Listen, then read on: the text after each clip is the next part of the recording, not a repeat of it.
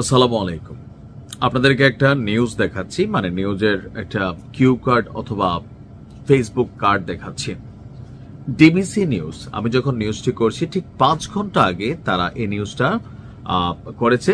ছবিটাতে দেখছেন লেখা আছে কি, বেগম খালেদা জিয়ার। কি লেখা আছে একটু ভালো করে দেখুন, যে বেগম খালেদা জিয়ার জানাজা না হওয়া পর্যন্ত সারা দেশের দোকানপাট বন্ধ থাকবে। এতটুকু অংশ দেখে নিশ্চয়ই আপনার মনে হচ্ছে এটা কোনো নির্দেশ অথবা আদেশ। তো এই নির্দেশ বা আদেশটা কে দিবে? এটা কি রাষ্ট্র দিয়েছে?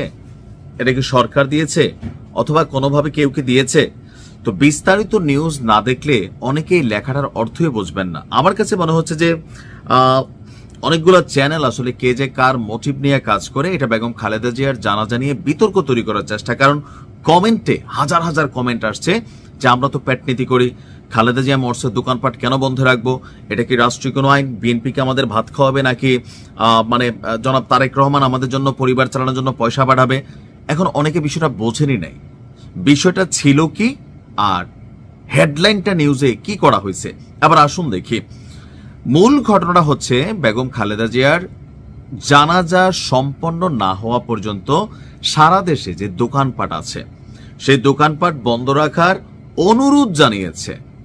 অর্থাৎ এটা কোনো নির্দেশ না, অনুরোধ জানিয়েছে বাংলাদেশ দোকান মালিক সমিতি এবং দোকান ব্যবসায়ী মালিক সমিতির নেতৃবৃন্দ।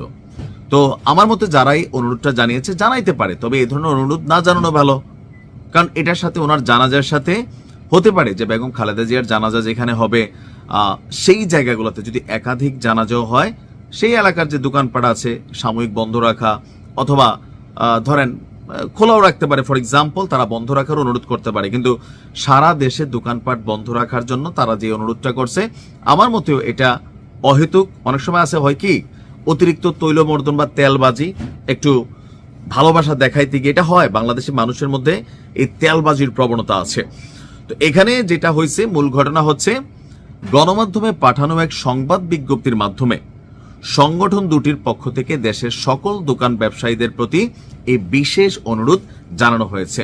এটা আমি যদি মূল কথা ধরি, সেটা হচ্ছে ওনার প্রতি শ্রদ্ধা দেখিয়ে দোকানপাটগুলা বন্ধ রাখার। তবে এটা আপনি চাইলে মানতে পারেন, নাও মানতে পারেন। কেউ যদি মনে করে যে ভাই আমি কেন দোকান বন্ধ রাখবো, এখন দলীয় পয়েন্ট অফ ভিউতে অনেকে হয়তো করতে পারে, রাজনৈতিক পয়েন্ট অফ ভিউতে বিপরীত দলের যারা আছে তারা নাও করতে পারে। আর আমার মনে হয় যে এটার সাথে এটার কোনো কানেকশন আছে। বেগম খালেদা জিয়ার জন্য একটু সূরা ফাতিহা, সূরা ইখলাস অথবা ওনার জন্য একটু দোয়া করা, কোরআন খতম দেওয়া, যার যার অর্থনৈতিক অবস্থান থেকে দুজন গরিব মানুষকে খাওয়ানো, মানে এইটা আপনি করতে পারেন। এটা মোর দেন বেটার। অথবা 2 রাকাত নফল নামাজ পড়ে দোয়া করতে পারেন, সেইটা আরো বেটার। কিন্তু দোকানপাট বন্ধ রাখার জন্য যে অনুরোধটা, এটা না করলেও চলতে পারে। তারপরে তারা করছে, যার ভালো লাগবে মানবে, যার ভালো লাগবে মানবে না।